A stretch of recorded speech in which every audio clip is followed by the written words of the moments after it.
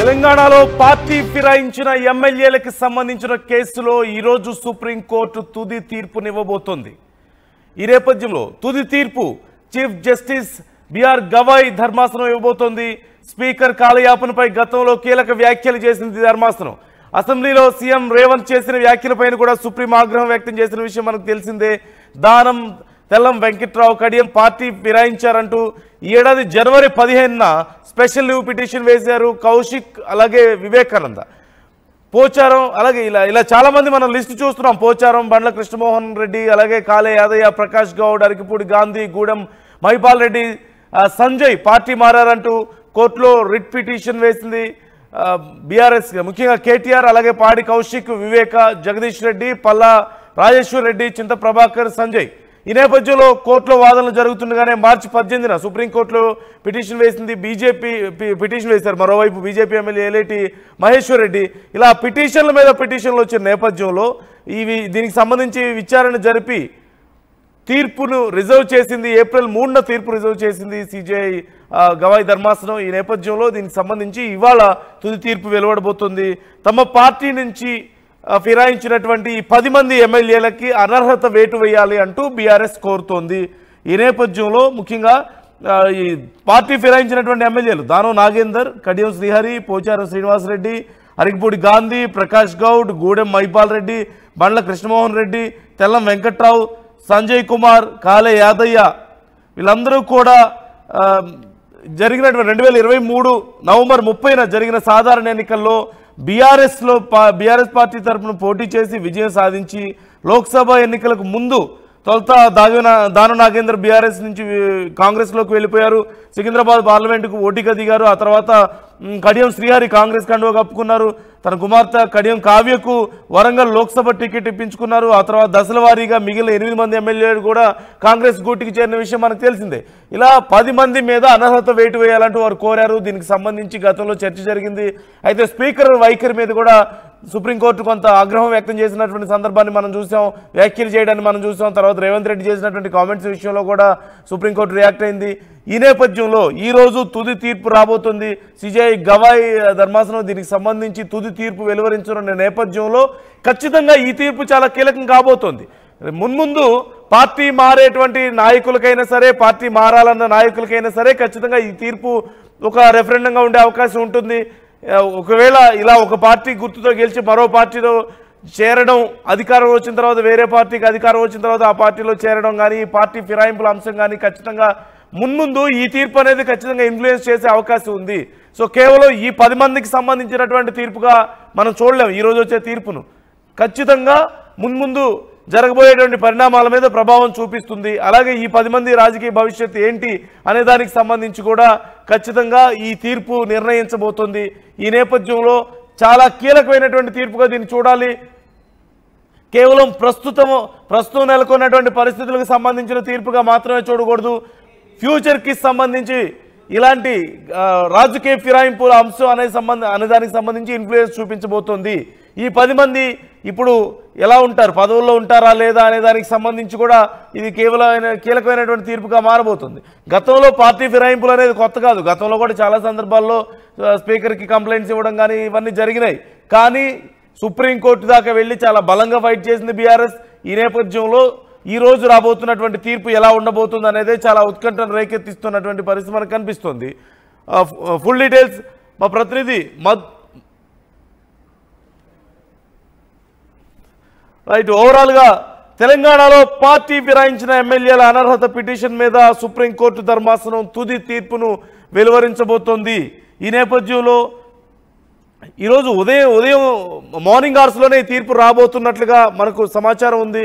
ఈ నేపథ్యంలో ఏం తీర్పు రాబోతుందనేది చాలా ఉత్కంఠ. ఇటు ఈ 10 మంది ఎమ్మెల్యేలు కూడా చాలా ఉత్కంఠగా ఎదురు చూస్తున్నారు. ఫర్దర్గా పరిణామాలు ఎలా ఉండబోతున్నాయి అనేది. ఒకవేళ కనుక బీఆర్ఎస్ అడిగినట్లుగా అనర్హత వేటు వేస్తారా వాళ్ళ మీద అనేది కూడా చాలా కీలకం. ఒకవేళ అలా జరిగితే తర్వాత పరిణామాలు ఏ విధంగా ఉండబోతున్నాయి, లేదు అవసరం లేదు అని కనుక ఒకవేళ కోర్టు చెప్పినట్లయితే ఖచ్చితంగా మున్ముందు ఓవరాల్గా ఈ తీర్పు ఒకటే. మున్ముందు ఫ్యూచర్లో ఎవరైనా సరే పార్టీ ఫిరాయింపులకు సంబంధించిన అంశం మీద ఈ తీర్పు ప్రభావం ఉంటుంది. ఈ తీర్పు అనేది ఒక రెఫరెండంగా మారబోతోంది, ఒక ఎగ్జాంపుల్ని సెట్ చేయబోతోంది ఈ తీర్పు. ఇప్పుడు ఈ 10 మంది రాజకీయ భవిష్యత్తు మీద ప్రభావం ఉంటుంది. అలాగే మున్ముందు జరగబోయేటువంటి ఫిరాయింపుల విషయంలో కూడా ప్రభావం ఉంటుంది. రాజకీయ నాయకులందరికీ కూడా ఖచ్చితంగా ఈ తీర్పు చాలా కీలకంగా మారబోతుంది. ఈ నేపథ్యంలో 10 మంది ఎమ్మెల్యేలు తమ పార్టీ గుర్తు మీద గెలిచి, బీఆర్ఎస్ గుర్తు మీద గెలిచి 2023 నవంబర్ 30న జరిగినటువంటి సాధారణ ఎన్నికల్లో గెలిచి తర్వాత కాంగ్రెస్ అధికారంలోకి వచ్చిన తర్వాత తమ పార్టీ గుర్తు మీద గెలిచి కాంగ్రెస్లో జాయిన్ అయ్యారని, ఇతర పార్టీల్లోకి వెళ్ళారు అనేది ప్రధానంగా ఇక్కడ వచ్చినటువంటి వాదన. ముందుగా స్పీకర్కి కంప్లైంట్ ఇచ్చారు, అది ప్రొసీజర్ ప్రకారం. కానీ స్పీకర్ దీని మీద ఏ నిర్ణయం తీసుకోకుండా కాలయాపన చేస్తూ వస్తున్నారు. చాలా సందర్భాల్లో దీని గురించి చర్చ జరిగింది, అయినా సరే దీని గురించి పెద్దగా రెస్పాన్స్ రాలేదు. మరోవైపు కాంగ్రెస్ ఏమో గతంలో మీరు ఇతర పార్టీల నుంచి జాయిన్ చేసుకోలేదా ఎమ్మెల్యేలని, చాలా గతంలో బీఆర్ఎస్లో ఉన్న నాయకులందరూ బీఆర్ఎస్లో పుట్టి పెరిగిన నాయకులా అంటూ ప్రశ్నించారు. అది కరెక్టే, ఖచ్చితంగా గతంలో బీఆర్ఎస్ కాంగ్రెస్ నాయకుల్ని, టీడీపీ నాయకుల్ని, అన్ని పార్టీల నాయకుల్ని తీసుకుంది కదా. అది ప్రతి దాంట్లోనూ, ప్రతి పార్టీలోనూ, ప్రతి రాష్ట్రంలోనూ రాజకీయాల్లో ఉండేటువంటి రెగ్యులర్ ఎక్సర్సైజ్గానే మారిపోయింది కదా. ఇప్పుడు ప్రత్యేకంగా బీఆర్ఎస్ ఏమన్నా కొత్తగా ఈ విధానాన్ని చూస్తుందా? గతంలో ఎప్పుడు జరగకుండా ఇప్పుడు కేవలం బీఆర్ఎస్ నుంచే వెళ్ళారా వీళ్ళు? బీఆర్ఎస్లోకి రాలేదా? ఉన్న నాయకులందరూ బీఆర్ఎస్లో పుట్టి పెరిగిన వాళ్ళ? ఖచ్చితంగా ఇది కీలకమైనటువంటి అంశమే. అలాగని మనం సమర్థించగలుగుతామా? ఇలా ఒక పార్టీ జెండా మీద గెలిచి, ఒక పార్టీ గుర్తు మీద గెలిచి ఎన్నికల్లో అయిపోయిన తర్వాత అదే పార్టీ మీద అప్పటి వరకు బూతులు తిట్టి, అదే పార్టీ మీద అప్పటి వరకు ఫైట్ చేసి, తీరా ఎన్నికల్లో అవతల పార్టీ గెలిచిన వెంటనే అదే పార్టీలోకి వెళ్ళి మళ్ళీ అక్కడే మేము ఇది చాలా గొప్ప పార్టీ అని చెప్పడాన్ని మనం సమర్థించగలుగుతామా? అది కరెక్ట్ పద్ధత అంటే ఖచ్చితంగా కాదు. ప్రజలకు నమ్మకమే ఉంటుంది. ఇంకా ప్రజలు నమ్మారు. సరే, గెలిచినా గెలవకపోయినా చాలా ఓట్లు పడతాయి కదా, సహజంగా కొన్ని లక్షల ఓట్లు పడతాయి కదా. మరి ఆ లక్షల ఓట్లకి, ప్రజల అభిప్రాయాలకి, వాళ్ళని నమ్ముకున్న వాళ్ళకి విలువ ఉండాలి కదా. రాజకీయాల్లో కనీసం కొంచెం నైతిక బాధ్యత అనేది ఉండాలి కదా. గెలిచినా ఓడిపోయినా ఒక స్టాండ్ మీద నిలబడాలి కదా. ఖచ్చితంగా రెండు వైపుల నుంచి కూడా ఇది చాలా కీలకమైన అంశమే. ఇది పర్టికులర్గా బీఆర్ఎస్ ఇప్పుడు ఈ కేసును ఇక్కడ దాకా ఫైట్ చేయగలిగింది కాబట్టి వెళ్ళింది, ఓకే, కాదనలేం. అలాగని బీఆర్ఎస్ గతంలో నాయకులను తీసుకోలేదా? ఇన్ఫాక్ట్ బీఆర్ఎస్లో ఉన్న ఎక్కువ మంది నాయకులు ఇతర పార్టీల నుంచి వచ్చిన వాళ్ళే, ఎక్కువ మంది టీడీపీ నాయకులే కదా. ఇన్ఫాక్ట్ బీఆర్ఎస్ గెలిచిన తర్వాత చాలామంది నాయకులు పార్టీలు మారారు కదా. సో ఇక్కడ రెండు రకాలుగా మనం ఆలోచించాలి. ఏది ఏమైనప్పటికీ ఇది ఖచ్చితంగా ఇది చారిత్రాత్మక తీర్పు. ఈరోజు ఇవ్వబోయేటువంటి తీర్పు భవిష్యత్తుకి ఒక రెఫరెండంగా ఉండబోతోంది. 10 మంది నాయకులు భవిష్యత్తు, రాజకీయ భవిష్యత్తు కూడా, అంటే ఇప్పుడు ఎలాంటి పరిణామాలు చోటు చేసుకుంటాయనేది కూడా వీళ్ళు దీని మీద ఆధారపడతాయి. ఖచ్చితంగా ముఖ్యంగా నాయకులు దానం నాగేందర్ కానీ, ఖైరతాబాద్ నుంచి ఆయన, కడియం శ్రీహరి, స్టేషన్ గన్పూర్, పోచారం శ్రీనివాసరెడ్డి, అలాగే అరికపూడి గాంధీ, ప్రకాష్ గౌడ్, గూడెం మైపాల్ రెడ్డి, బండ్ల కృష్ణమోహన్ రెడ్డి, తెల్లం వెంకట్రావు, సంజయ్ కుమార్, కాలే యాదయ్య, వీళ్ళందరికీ సంబంధించి ఎలా ఉండబోతోంది భవిష్యత్ అనేది ఈ తీర్పు నిర్ణయించబోతోంది. ఈ అంశానికి సంబంధించి ఫుల్ డీటెయిల్స్ మా ప్రతినిధి మధుని అడిగి తెలుసుకుందాం. మధు, ఈరోజు తీర్పు అనేది చాలా కీలకం. ఖచ్చితంగా ఈ నాయకుల భవిష్యత్తు గురించే కాదు, ప్రస్తుతం ఈ నాయకుల మీద ఎలాంటి నిర్ణయం తీసుకుంటారు అనే దానికి సంబంధించే కాకుండా భవిష్యత్తులో ఫిరాయింపులకు సంబంధించి కూడా ఇది ఇన్ఫ్లుయెన్స్ చేస్తుంది ఈ తీర్పు అనేది. సో ఓవరాల్గా ఏంటి పరిస్థితి, అసలు ఈ కేసుకు సంబంధించి అప్డేట్స్ ఏంటి, తీర్పుకు సంబంధించి ఎలాంటి ఉత్కంఠ ఉంది? ఎగ్జాక్ట్లీ, నిజంగానే సుప్రీంకోర్టులో ఈరోజు ఫైనల్ తీర్పు రానున్న నేపథ్యంలో ఒక టెన్షన్ వాతావరణం పొలిటికల్ సర్కిల్లో ఉంది. ఇది పార్టీ మారిన ఎమ్మెల్యేలో అయితే తీవ్రమైనటువంటి టెన్షన్ ఉంది. ఎలాంటి తీర్పు వస్తుందో అనేటువంటి ఒక ఆందోళనతో వారు ఉంటే, ఖచ్చితంగా వారిపైన అనర్హత వేటు పడేలాగానే సుప్రీంకోర్టు తీర్పు రానుంది అనేటువంటి ఒక ఆశాభావాన్ని బీఆర్ఎస్ వ్యక్తం చేస్తా ఉంది. సో స్పీకర్ కు రాజ్యాంగం కల్పించినటువంటి విశేషాలను కోర్టులు ప్రశ్నించడానికి వీల్లేదు అనేటువంటిది ఒక వెర్షన్ ఉంటే, గతంలో తీర్పులను ఉటంకిస్తూ సుప్రీంకోర్టు ఒక సంచలన నిర్ణయం తీసుకునేటువంటి అవకాశం ఉంటుందా అనేటువంటి చర్చ మరొకసారి ఉంది. మొత్తానికి జ్యుడిషియరీ సంబంధించినటువంటి కొద్దిసేపట్లో ఉన్నటువంటి ఫైనల్ జడ్జిమెంట్ ఏ రకంగా ఉండనుంది అనేటువంటిది పెద్ద ఎత్తున చర్చ కొనసాగుతుంది.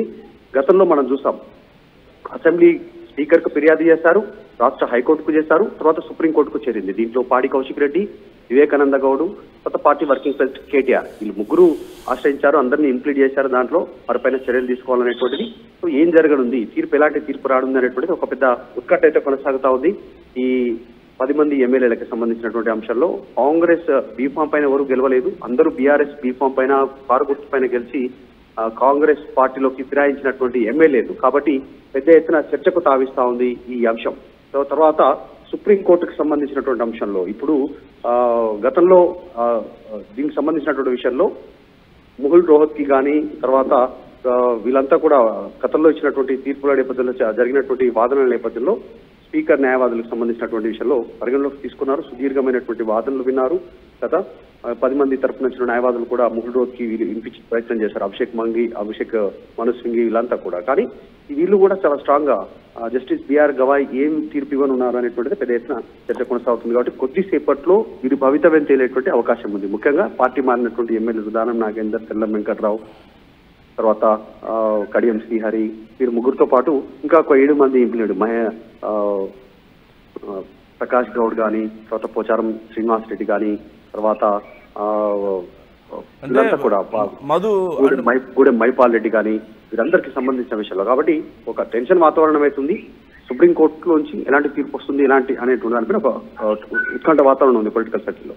అంటే మధు, ఖచ్చితంగా ఇక్కడ పార్టీ మారడం సమంజసమా కాదా, లేకపోతేనేమో ఇలాంటి విషయాలు అసలు సుప్రీంకోర్టు పరిధి అంతా అనేది కూడా గతంలో పెద్ద చర్చ జరిగింది. అయితే ఇప్పుడు ఏం తీర్పు వస్తుంది అనేది కూడా ఒక విషయం పక్కన పెడితే, గతంలో బీఆర్ఎస్ మరి ఎందుకని బీఆర్ఎస్ సుప్రీంకోర్టు దాకా వెళ్ళి ఇంత బలంగా ఫైట్ చేయడానికి కారణం ఏంటి? గతంలో బీఆర్ఎస్లో ఎంతమంది నాయకులు జాయిన్ అవ్వలేదు?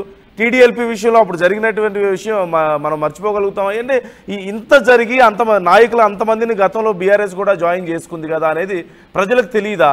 ఇప్పుడు ప్రత్యేకంగా ఇలా ఫైట్ చేసి ఏదో న్యాయ పోరాటం చేస్తున్నాము అని చెప్పడం కరెక్టేనా? అంటే ఎలాంటి చర్చ నడుస్తుంది? దీన్ని ఎలా చూడాలి మనం? ఏ కోణంలో చూడాలి? నిజంగా ఏ పార్టీ నుంచి పార్టీ ఫిరాయింపులైనా వారిపైన అనర్హత వేటు ఉండాలి. లేదంటే వాళ్ళు పార్టీ మారాలనుకుంటే ఏ పార్టీ గుర్తుపైన గెలిచారో ఆ పదవులకు రాజీనామా చేయాల్సి ఉంటుంది. ఎమ్మెల్యే కానీ ఏ పదవైనా కూడా ఎంపీ అని రాజీనామా చేసి ఇతర పార్టీలకు వెళ్ళేటువంటి అవకాశం ఉంటే బాగుంటుంది. అట్లాంటి సంస్కృతి ఉంటే అందరూ స్వాగతించేటువంటి పరిస్థితి ఉంది. ఆ పరిస్థితి లేదు. యాక్చువల్గా ఇప్పుడు ఉన్నటువంటి సిచ్యువేషన్ లో గతంలో ఉమ్మడి ఆంధ్రప్రదేశ్ నుంచి ఇదే వ్యవస్థ కొనసాగుతుంది. వైఎస్ రాజశేఖర రెడ్డి ముఖ్యమంత్రిగా ఉన్నప్పుడు, కాంగ్రెస్ ముఖ్యమంత్రిగా ఉన్నప్పుడు అప్పుడు ఉన్నటువంటి టీఆర్ఎస్ పార్టీ నుంచి ఎమ్మెల్యేలను ఫిరాయింపు చేశారు, తీసుకొని పార్టీలో జాయిన్ చేసుకున్నారు, మంత్రి పదవులు కూడా ఇచ్చారు అప్పుడు కాంగ్రెస్ ప్రభుత్వంలో. తర్వాత జరిగినటువంటి పరిణామంలో బీఆర్ఎస్ అధికారంలోకి వచ్చిన తర్వాత టీడీపీ నుంచి తీసుకున్నారు. తర్వాత ఇండిపెండెంట్ గా గెలిచిన అభ్యర్థులు వచ్చారు. కాంగ్రెస్ పార్టీ ఎమ్మెల్యేలు అయితే మూకుమ్మడిగా సిఎల్పీని విలీనం చేస్తూ ఇలా తీర్మానం చేసి బీఆర్ఎస్ లోకి వచ్చారు. తర్వాత సేమ్ అదే సంస్కృతి మళ్ళీ ఇప్పుడు కొనసాగుతా ఉంది. 2 సార్లు బీఆర్ఎస్ అదే చేసింది. ఇప్పుడు బీఆర్ఎస్ అధికారం కోల్పోయిన తర్వాత బీఆర్ఎస్ 10 మంది ఎమ్మెల్యేలు కాంగ్రెస్ వైపు వెళ్ళడం, ఇదంతా సర్వసాధారణంగా కనిపిస్తున్నప్పటికీ, చర్చ ఉన్నప్పటికీ కూడా ఒక సీరియస్నెస్ ఉండాలి. దీంట్లో పార్టీ మారే వాళ్ళపైన చర్యలు ఉండాలి అనేటువంటి డిమాండ్ అవుతుంది. సో ఈ రోజు సుప్రీంకోర్టు ఎలాంటి తీర్పు ఇవ్వనుంది, ముఖ్యంగా స్పీకర్ కార్యాలయానికి ఏం సూచన చేయనుంది అనేటువంటిది పెద్ద ఎత్తున చర్చ కొనసాగుతా ఉంది. సో కొద్దిసేపట్లోనే ఒక క్లారిటీ రానుంది, ఒక భవితవ్యం తేలిపోనుంది పార్టీ మారినటువంటి ఎమ్మెల్యేల విషయంలో. మరి సుప్రీంకోర్టు